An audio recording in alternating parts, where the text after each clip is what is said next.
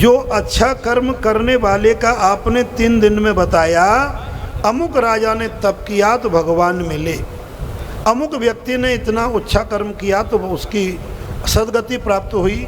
लेकिन दुनिया में जो पाप कर्म करने वाले भी तो हैं भगवान। बोले हाँ हैं। उन पापियों के दंड का कोई विधान है या नहीं? तो भगवान श्रुतमिच्छामि कृते पाप अधर्मा, जो पाप अधर्म पूर्वक करते हैं उनके दंड की व्यवस्था क्या है? तभी मनुष्य डरेगा, बिना दंड के नहीं डरता है तो क्या है? सुखोवाच, सुखदेव जी कहने लगे, त्रिगुणात्म कार्य श्रद्धाया कर्म गते पृथिव्याम सर्व एव सर्वस्य तारतम्य न भवन्ति तिते। बोल राजन, इस भारत की भूमि में ही नहीं, संपूर्ण दुनिया में जो पाप कर्म करने वाले व्यक्ति हैं उनके लिए एक अलग से दंड का विधान है। उनको हम नरक कहते हैं। वो नरक जो हैं 27 प्रकार के होते हैं।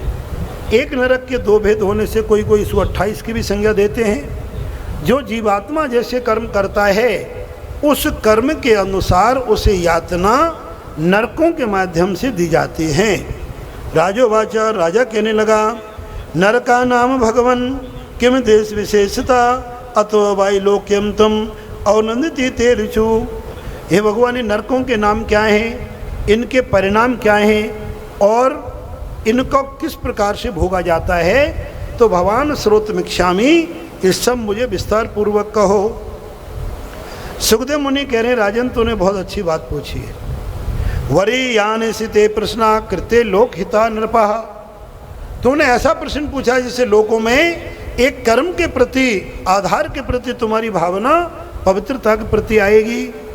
तो कहने लगे, भगवान 27 प्रकार के हैं।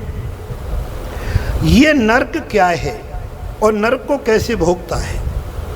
ये हमारा स्थूल शरीर है जो 5.5 फुट का, किसी का 6 फुट का और किसी का 3-4 फुट का भी होता होगा। ये शरीर नष्ट होने के बाद इसमें सूक्ष्म प्राण होते हैं। उस सूक्ष्म प्राण को, जो कि मानव आकृति में जौ के बराबर जिसकी आकृति बताई गई है, लेकिन बोध पूरा रहता है उसे संपूर्ण जीवन का, वो प्राण, सूक्ष्म प्राण को यमराज खींच लेता है अपने यम पास में बांध करके। जैसे जैसे उसने कर्म किए उसके हिसाब से परिणाम देता है। जैसे उदाहरण, आप इतनी भाषा नहीं समझ पा रहे होंगे तो ये समझ जाएंगे। स्वप्न आप देखते हो, प्राय करके 2-4 दिन में तो देख ही लेते होंगे। तो स्वप्न जब देखते हैं, शरीर तुम्हारा वहीं सुरक्षित है, तुम स्वप्न में फील वही कर रहे हो। भूखे सोए हैं तो भूख में भोजन के लिए दौड़ते रहेंगे। अगर आपको कोई भय लग रहा है, कोई गलत समय चल रहा है तो भयभीत होकर भागते रहेंगे। ना तो तुम्हें आश्रय मिलता है, प्राय करके ऐसे स्वप्नों का वर्णन आया गया है, भागवत में लिखा है। तो वो उस समय तुम्हें ना तो भूख मिटती है ना प्यास मिटती है, केवल बेचैनी से भागते रहते हो। वही गति मनुष्य के जीवन की होती है। और जो व्यक्ति सुखद स्वप्न देखते हैं, ना खाया ना पिया लेकिन रात में लड्डू जलेबी का आनंद लेते हैं, तो वो अनुभूति अच्छे कर्म करने वाले व्यक्ति को स्वर्ग की अनुभूति होती है। तो इसमें दक्षिण, हमारे अंतरिक्ष के दक्षिण भाग में यमलोक है।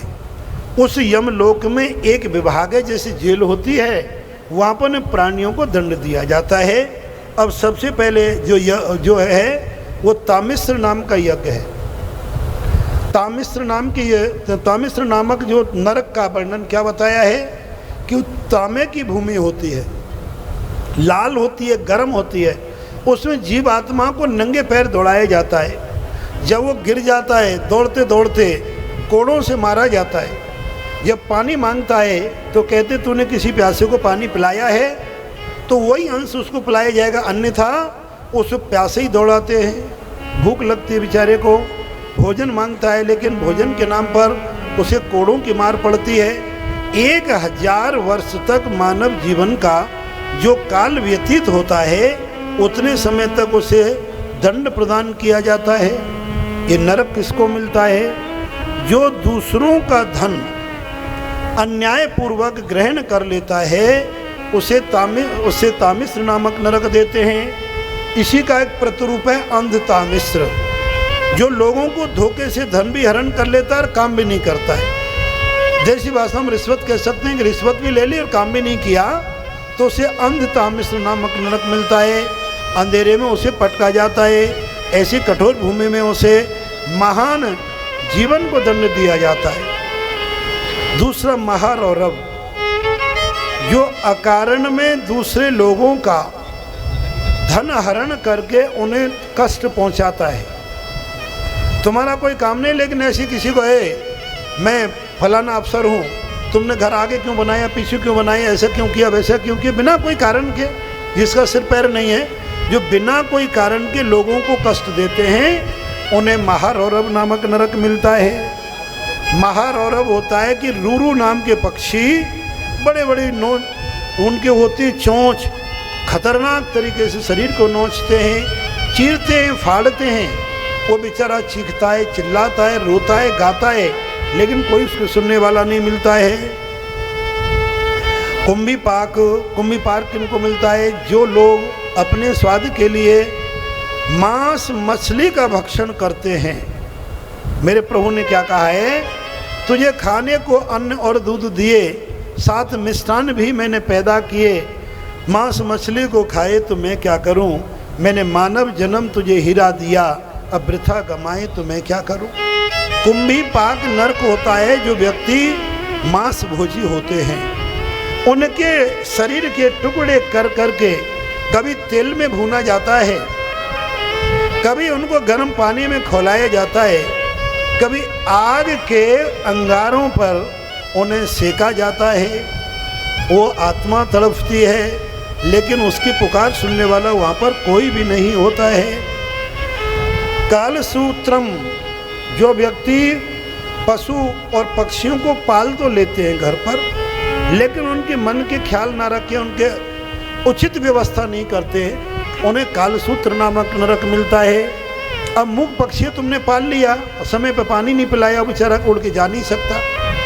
कई लोग अपने घरों में नाना प्रकार के जानवरों को पालते, लेकिन समय पे व्यवस्था नहीं करते, तो वो बोल नहीं सकते, उनकी आत्मा तड़पती है, तो वो भी दंड उन्हें दिया जाता है।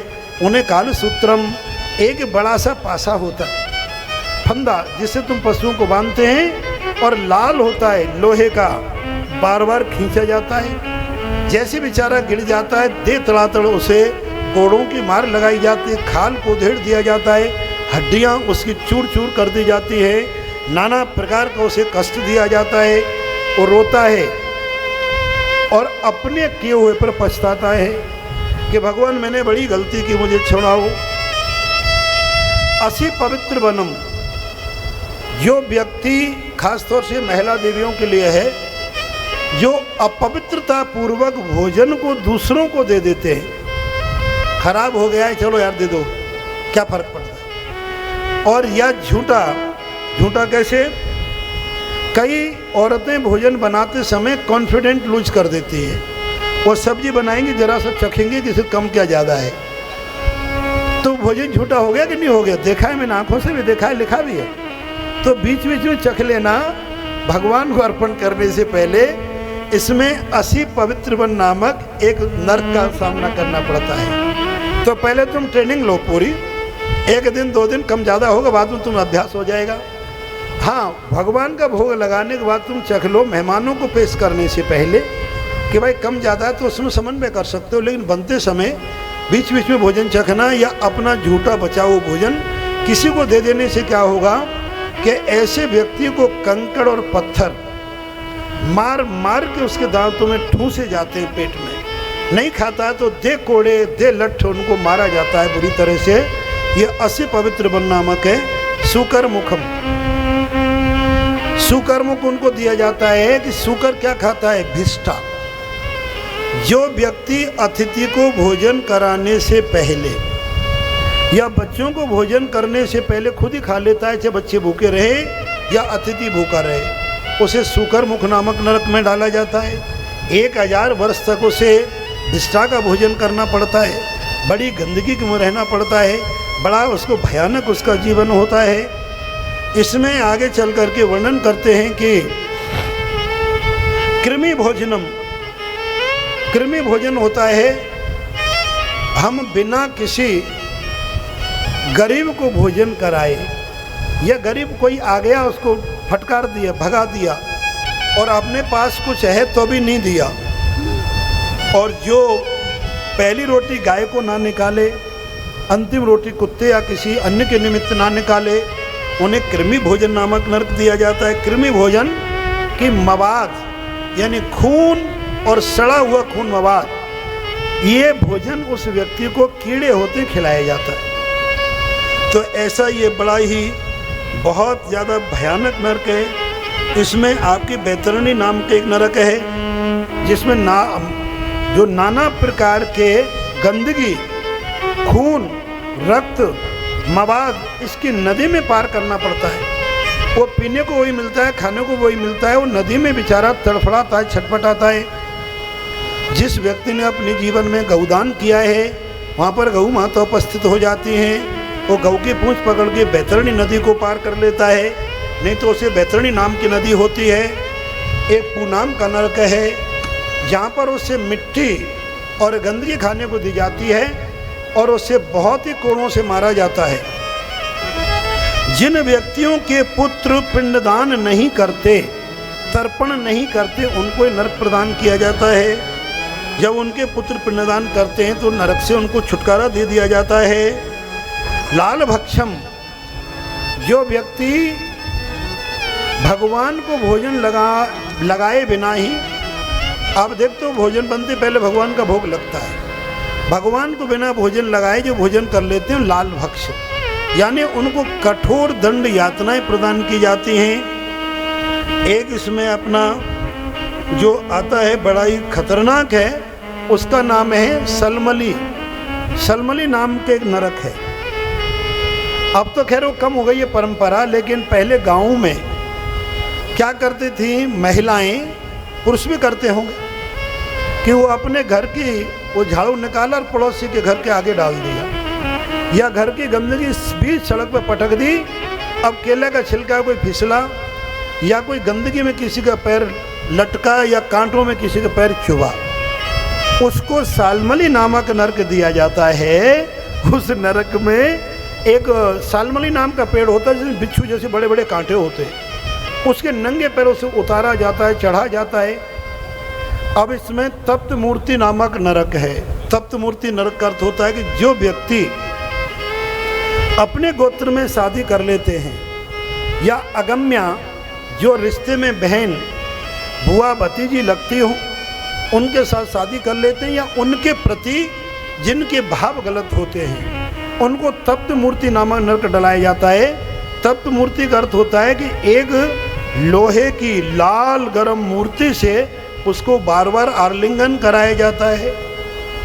और जो व्यक्ति शादी से पूर्व किसी कन्या के प्रति को दृष्टि रखता है, उसे लाल भक्षम, उसे गर्म लोहा करके उसके गले में डाला जाता है और वो छटपटाता है। गर्म चाय पीते हैं, जीभ जल जाती है, गर्म लोहा पिघला हुआ पिलाते हैं तो व्यक्ति बड़ा ही छटपटाता है, रोता है, चीखता है, चिल्लाता है बेचारा, लेकिन उसके सुनने वाला वहाँ पर कोई भी नहीं मिलता। इतने घोर जो नरक हैं, उनमें दो नरक और हैं। एक नरक का वर्णन है कि जो व्यक्ति अन्याय से, यानी न्यायाधीश तुम बन गए और पैसा लेके तुमने गलत निर्णय दिया, तो इसे कोलू नामक एक नरक होता है। उसके शरीर को टुकड़े करके जैसे गन्ने को पेला जाता है, ऐसे उसे शरीर को बार बार रौंदा जाता है और काट काट के टुकड़े करके उसका तेल निकाला जाता है। आदमी बेचारा उस सूक्ष्म शरीर वाला छटपटाता है, दुखी होता है, नाना प्रकार के कष्टों से भयभीत हो जाता है। इन सब कष्टों में प्राण रोध नामक नरक और है। प्राण रोध किसको मिलता है? कई लोग बड़े कौतूहलवश बिना किसी कारण के जीवों का, जो पहले शिकार खेलने जाते, जीवों का वध कर देते थे। या कुछ लोग तितली या चींटा जैसे जीवों को बोतल में बंद करके ढक्कन बंद कर देते हैं कौतूहलवश, जिससे उनका श्वास बंद हो जाता है। श्वास बंद हो जाते बेचारे छटपटा के मर जाते हैं। उन व्यक्तियों को अगले इसमें नरक योनि में ऐसी जगह पे ले जाया जाता है जहाँ पर उनको श्वास नहीं आता है, उनका शरीर फड़फड़ाता है, तड़फड़ाता है, नाना प्रकार के कष्टों से भयभीत होकर के वो व्यक्ति रोने लगता है। वहाँ कोई नहीं सुनता, सिर्फ केवल जिस किसी व्यक्ति ने कभी कभी बीच में कोई दुख सुख दिया हो या किसी को दान किया तो उनको प्राप्त हो जाता है। इस प्रकार से विषाक्त आदि ये छोटे छोटे नरकों में अयपान रक्षोगण, और ये इन्हीं के रूप में है कि जिन्होंने बुरे कर्म का परिणाम बुरा ही होता है। ऐसे बुरे कर्मों के परिणाम के ये जब नरकों की बात सुनी, हमारे राजा परीक्षित डिप्रेस जैसे हो गए, शिथिल हो गए, डर गए और डर कर के कहने लगे महाराज मेरा शरीर शून्य हो गया इतनी यातनाओं को सुन के। यातना भी कर भोगी नहीं है, ये तो यातना ही सुनी है। सुखदेव ये कह लें कि मैंने बताया आधा बताया, इससे ज़्यादा यातना और भी मिलती है। तो महाराज इन यातनाओं से बचने का कोई उपाय है तो बताओ। इतना जब उपाय कहा तो उन्होंने कहा हे राजन तूने बहुत उत्तम बात पूछी है। अदने ही महाभागो यथे नाम नम किन्नरो नाना ग्रापितो पन्ना व्याख्या मूर्ति मोरहसी। हे राजन, मनुष्य गलती का पुतला है जो अक्सर हो ही जाती है।